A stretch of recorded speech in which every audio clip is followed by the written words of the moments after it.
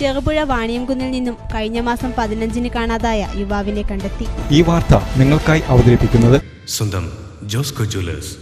ഇനി സംശുദ്ധമായ സ്വർണം ചെറുപുഴയിൽ.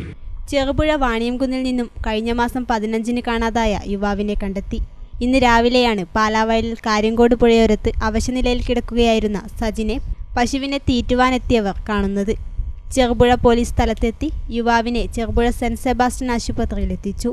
ചെറുപുഴ വാണിയംകുന്നിലെ കണ്ടത്തിൽ സജിൻ എന്ന സുനിലിനെ കണ്ടെത്താൻ പോലീസും ബന്ധുക്കളും നാട്ടുകാരും വ്യാപകമായ തിരച്ചിലാണ് നടത്തിയിരുന്നത്.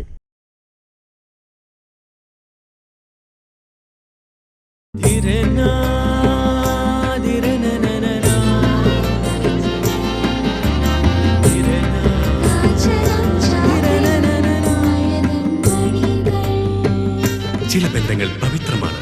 കണ്ണും നിറയും മനസ്സും നിറയും. സ്വന്തം ജോസ്കോ ജ്വല്ലേഴ്സ്. ഇനി സംശുദ്ധമായ സ്വർണം ചെറുപുഴയിൽ.